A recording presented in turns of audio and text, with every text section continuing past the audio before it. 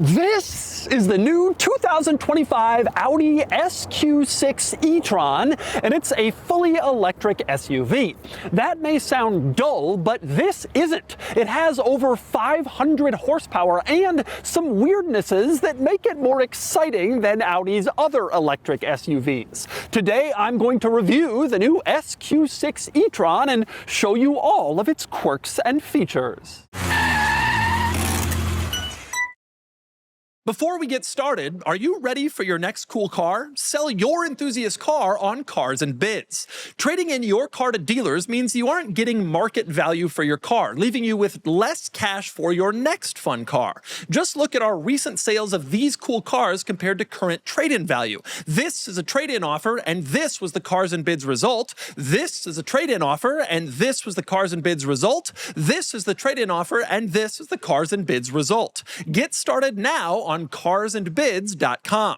Sell on Cars and Bids and join the best community to sell your enthusiast car. All right, time for the quirks and features. Audi's newest electric SUV, which doesn't sound particularly exciting, especially if you've been following Audi's other electric SUVs, because they're not that great. Audi's done two of them, the Q4 e-tron and the Q8 e-tron. Both of them are pretty expensive for what they are. They're overpriced, and performance and range is underwhelming. But this is completely and totally new and considerably better than Audi's other EV SUV efforts. So what is it? The Q6 E-Tron is mid-size, fully electric, intended to compete with vehicles like the Tesla Model Y, the BMW iX, the Genesis GV60, the Porsche Macan EV, the Polestar 3, and other mid-size electric luxury SUVs. Now, the base model Q6 E-Tron starts around $65,000 with about 325 horsepower and about 320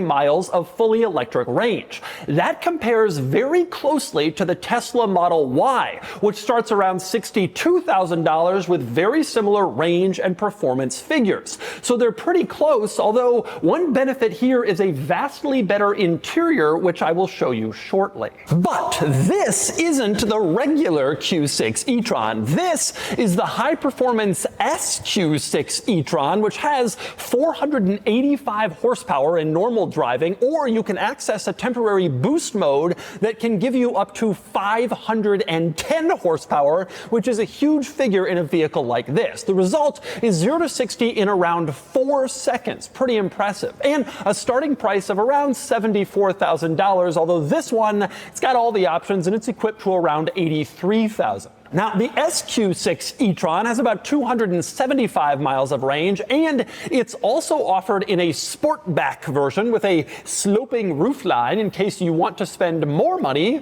for less practicality. And interestingly, unlike Audi's other electric vehicles, this one has some personality. For example, walk up and unlock the car and take a look at the light show that plays on the rear lights to signify its acknowledgement that you've appeared. It's pretty involved and kind of intense. Same deal up front. You unlock and you get kind of this cool light show that's acknowledging your presence as you walk up, which is kind of neat. Here's another interesting exterior quirk. There are charging ports on both sides of the car. So here's the driver's side charging port. Go over to the other side. Here's the passenger side charging port. That's pretty cool. And here's something interesting. They can't be open at the same time. So you open up the port on one side. You can see it electronically pops open. Pretty simple. Then you go over to the other side of the car, press the button to open the port, and nothing happens for a second. And that's because the port on the other side of the car is closing. And once that one is closed, then the one you've tapped will open up automatically. So one closes and one opens. They can't be open at once because you can't charge the car from two different power sources at the same time. So one must close before the other opens, which is definitely unusual and quirky. Now, as far as the exterior of the SQ6, that's about where the quirks end. The overall design of this car is pretty simple and basic, although not to say dull and certainly not unattractive. I would say this is a pretty nice looking SUV. SUV. It has good proportions, it's well designed, well styled, not particularly exciting or crazy, but one of its closest rivals, the BMW iX, leaned more into kind of an exciting and crazy look and got heavily criticized for it. This is definitely a more attractive, sort of more traditional look compared to a vehicle like the iX or maybe the Genesis GV60, which is a little bit more out there with its styling. Overall, I think the Q6 E-Tron is a nice looking SUV. But the real fun in the SQ6 E-Tron comes in the inside, which is a big step up over other Audi models in terms of quality and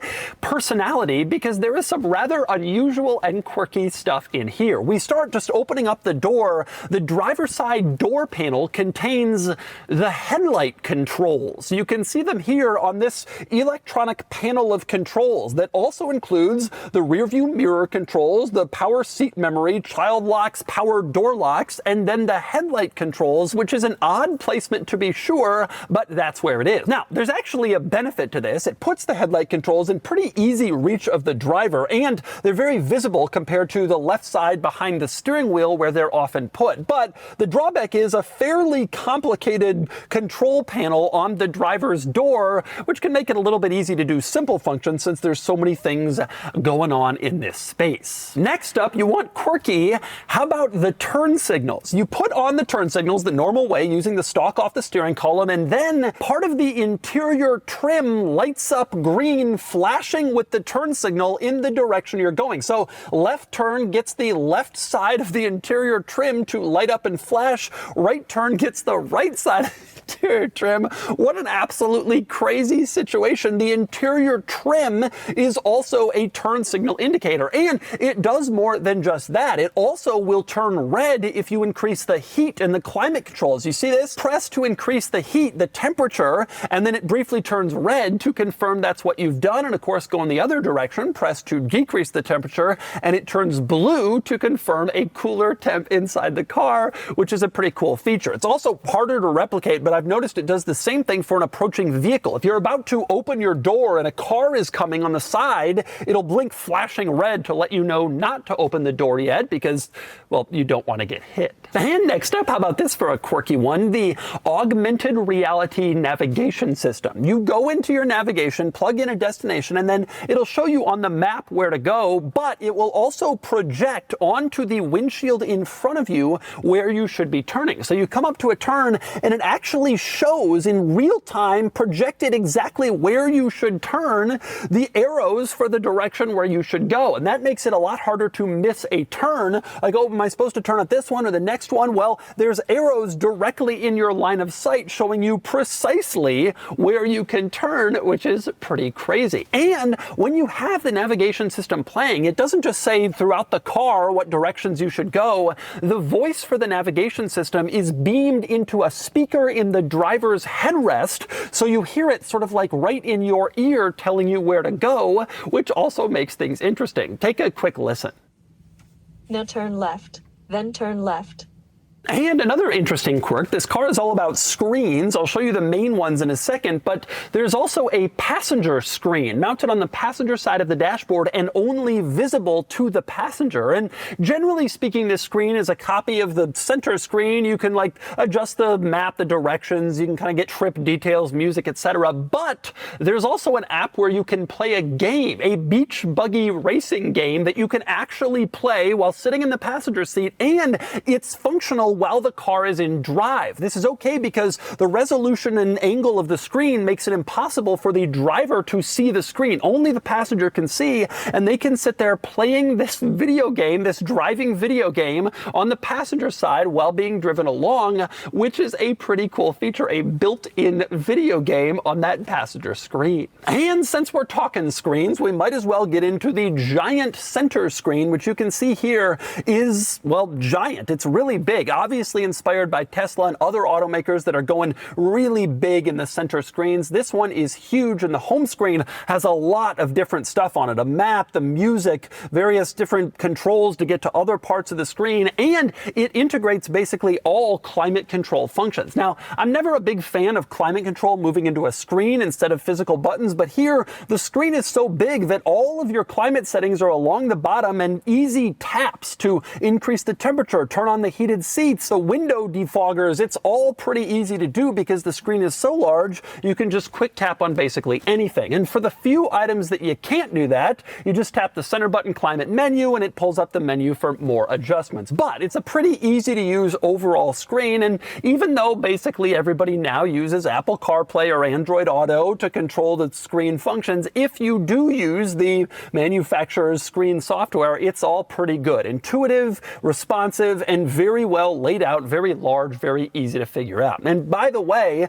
in case you're listening to music or whatever, you don't want to use the screen, there is a physical button in the center console. It's on the passenger side, so the passenger can more easily use it to turn the volume up or down with this knob, obviously, but this is also a track adjust, forward or backwards. You can move the volume knob left or right to change the track, which is a pretty neat feature. That's a focus on the passenger side because the driver has similar controls on the steering wheel where they can do basically the same thing, so that's more for passengers to touch. Now, speaking of this center screen, it's worth pointing out that in the glove box, this car comes with a little cloth inside of a box that you can use to clean off the screen. This cloth is specifically designed for screen cleaning in case it gets too many fingerprints on it. Now, one thing that you will not find in the glove box, interestingly enough, is the owner's manual, and that's because the owner's manual has its own special place in the center console storage area. Lift up this center console lid and you can see the owner's manual is tucked in there really far back.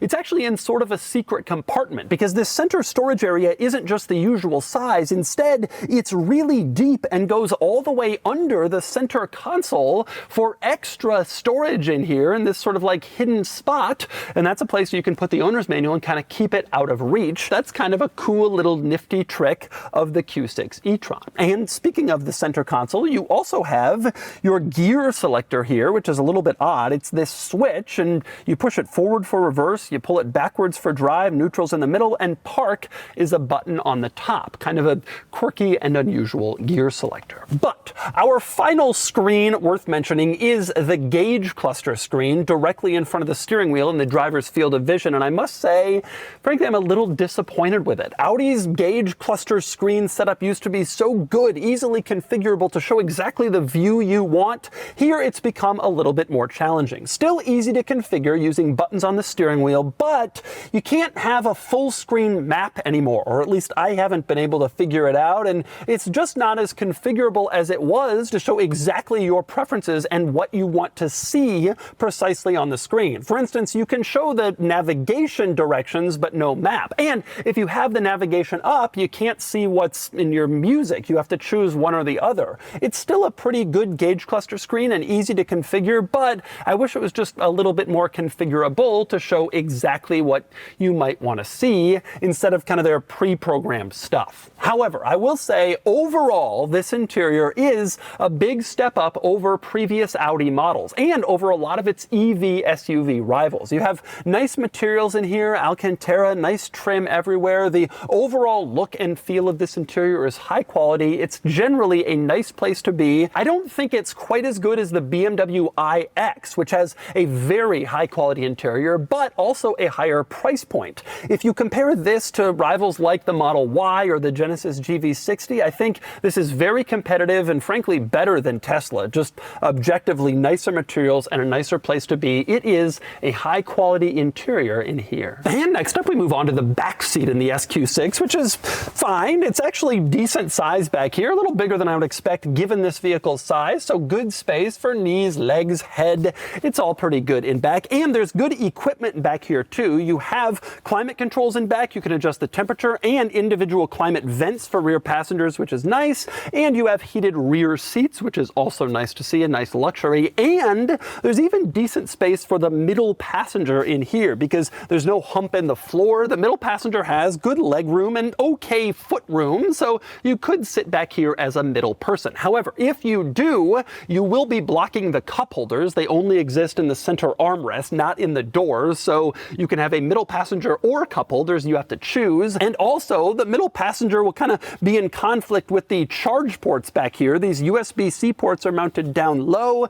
and they kind of bump into your feet if you're sitting in the middle. But if you don't have a middle passenger, it's all good stuff in the back, and frankly, good seating space front front and rear in this car. And next up, we move on to the cargo area in the SQ6 E-Tron, which is actually quite large for the vehicle size. It's surprisingly big back here, decent space for all of your stuff, and even more because there's extra storage you can see on the side behind this little netting, so you can put smaller fragile items in there, and on the other side you have extra storage there as well, and under the floor you can lift up the cargo floor and you can see actually a fairly large compartment down here for even more storage in the back. And to add to your cargo convenience, you also have latches back here in the cargo area. You pull the latch to drop the rear seats. You can do that from the cargo area, which makes it easy if you're holding some big item. You don't have to go around to the seats individually to drop them down. You can do it all from the cargo area. Now, with that said, one drawback in the cargo area, you do have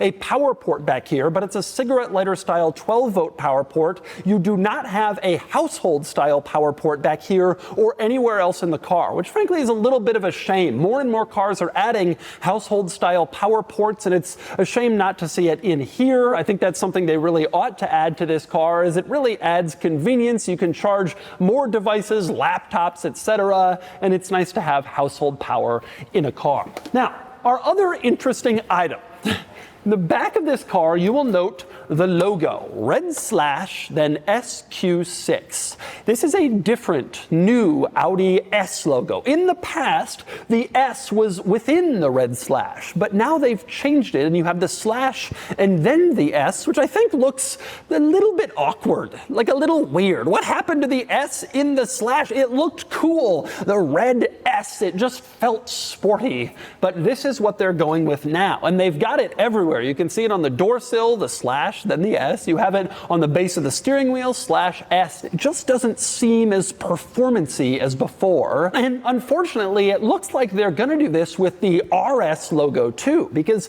this SQ6 E-Tron has RS-inspired wheels, and so the RS logo is on them, and yes, the slash and then RS. It just doesn't look very aggressive like it did in the past. I'm not in love with the new logo. And finally, we move up front. Under the front hood, you have a cargo compartment. To access it, you pull a latch on the driver's footwell like you would to open a hood for an engine compartment. You come up here, there's a little latch, you open it, and here you are, your cargo compartment, which is fairly large, except it's bisected by this panel in the middle that makes it not fairly large. You'd have a decent space here, except it's basically cut in half, and Audi does that to cleverly avoid a regulation. You see, there's a reg that says that if your cargo area is a certain size and enclosed, then you have to include an emergency exit latch. So you can't kidnap somebody and put them in your trunk. There's a latch they can use to get out. All cars have this if their cargo area is a certain size. Well, this cargo area is big enough for that, but by putting the panel in the middle to separate it into two cargo areas, they no longer have to comply with that regulation because neither cargo area on its own is large enough to require the emergency exit release, and so they don't have to have it. However, if you remove this central panel, well, then you would have a decent-sized cargo area and no emergency exit release, making the SQ6 E-Tron the perfect vehicle for kidnapping. Suppose. Other than that, nothing really important to mention up here, although it's nice to see a little cargo area. Most research and automakers tell me that people don't really use this spot. It's still nice to have in an emergency storage situation. Anyway, that's a thorough tour of the SQ6. Surprisingly quirky and filled with personality. Now let's get it on the road and see how it translates behind the wheel. All right, driving the Q6 E-Tron, the SQ6 E-Tron actually, and I gotta say, I'm kind of impressed with this vehicle. I was not expecting this. The previous Audi electric SUV efforts have been mediocre to say the least. The original e-tron SUV was fine when it came out, but quickly was overmatched and outclassed by rivals. The Q4 e-tron is just a pretty mediocre kind of also-ran product that almost feels like a compliance car that they had to build. That's not what it is, but it feels like it. This, though, is totally different. The technology is great. I love some of the quirky stuff that I've shown you earlier, and also the driving experience, frankly, is pretty good. Now, this particular SQ6 E-Tron is equipped to a pretty high degree, and thus has a pretty high price tag, $84,000 or $83,000, big money. But it's encouraging to me that these vehicles can start in around $65,000, which is pretty in line with Tesla in terms of pricing, and so is performance, and so is range. But you have a much nicer interior in here, just like a far, far, far better cabin, which has always kind of been a complaint with Tesla and hasn't really dramatically improved with updated Tesla models. However, if performance is more your thing, this SQ6 E-Tron is a pretty impressive vehicle. 510 horsepower with the boost function is pretty good. 485 horsepower without it is also pretty good. 0 to 60 in 4 seconds is a real number. Like, that is a pretty impressive figure, especially for like a mid-size family SUV. I think it's sized well. I think it looks good. Here we go, we're flooring it here. Quick, I mean really seriously quick. This is a fast thing. In terms of handling, it's also fine. I wouldn't say it's off the charts amazing. Audi has done their best. This is a trick that a lot of brands are doing now with electric power steering being what it is. But Audi has done their very best to try to make the steering tight. And Tesla does this too. And a lot of consumers and buyers confuse steering and handling. And so the steering is quick. Woo, woo. And they think, okay, it handles well. Well, that's not necessarily the case. Quick steering is a component of a nice driving car on nice, fun roads. It is. But it doesn't necessarily make the car feel like it's handling tremendously well. That's not really necessarily what quick steering does. But at the end of the day, when you're actually trying to push it hard around a corner, you start to discover some of the limits of the car. It's a performance SUV, but it's not like a high performance. This isn't a BMW X5M that's going to just like squat down and handle it, or, you know, a Macan Turbo. It's a little bit more rational of a vehicle than that. Now, the benefit is you also don't have to put up with necessarily the stiffer ride in those cars. I will say the handling is better than I would expect, and certainly it outhandles the E-Tron SUV, the Q8 E-Tron they call it now, and the Q4. It feels sportier and more engaging than that, but it isn't at the very highest level of SUV handling. And the other thing, I mean, just driving around, there's a lot of nice stuff about this car. I like a lot of the kind of quirky technology things they've done. The car is interesting in a way like Teslas are interesting. Like, one of the cool things I think about Tesla is you get in one and it's kind of weird. There's kind of like weird quirky stuff, and they have like the fireplace mode and things like that, or you can change the horn sound, and that's kind of funny. But this car, it's Germans. They're not going to go that far, but it's like their attempt at being a little quirky, a little less than exactly perfectly mainstream. And actually, I think they do a fairly good job with it. It's very much a daily drivable vehicle. I mean, it definitely feels more in the camp of like daily driver, usable, family SUV kind of thing, or regular, you know, personal use SUV, than it does like hardcore high performance thing that is so compromised you can't use it. It definitely drives well. It's a practical interior, and it would be an easy commuter car that also you could have some fun with. I'm actually pretty surprised. I think that Audi has, after several years of trying, Audi has finally gotten the plot of making an electric vehicle. Like, you can't just show up with less range and more price than Tesla and think people are just going to choose your car because you're Audi. And they're finally meeting Tesla where Tesla is with a pretty competent vehicle. And it's hard to say that this is anything other than like a very serious competitor to Tesla and to other electric SUVs like this, sort of like the Macan EV, the BMW iX. I would actually put this in a surprisingly good company with some of the very best electric luxury SUVs out there, and I find it to be a pretty impressive one in basically every way. Driving technology, styling, acceleration, you know, quirkiness. I think there's a lot to like here. And so that's the new 2025 Audi SQ6 E-Tron. Until now, Audi's electric SUVs have been pretty boring and pretty non-competitive, with high price tags and mediocre range and performance figures, but this changes that. This is an impressive SUV and an excellent contender against the best of its luxury electric SUV rivals. And now it's time to give the new SQ6 E-Tron a DougScore. And the DougScore is here, 63 out of 100, which puts the SQ6 E-Tron here against electric luxury SUV rivals at the very top of this list, which is really where I think it deserves to be. Audi's other electric SUVs, the Q4 and the Q8 E-Tron, have been pretty mediocre, offering a poor value in terms of pricing, performance, and range. But the SQ6 is a solid hit with strong showings in basically all categories. It looks nice too, and it's got good modern technology, a high-quality interior, and a comfortable ride. I would buy this over basically all of its rivals.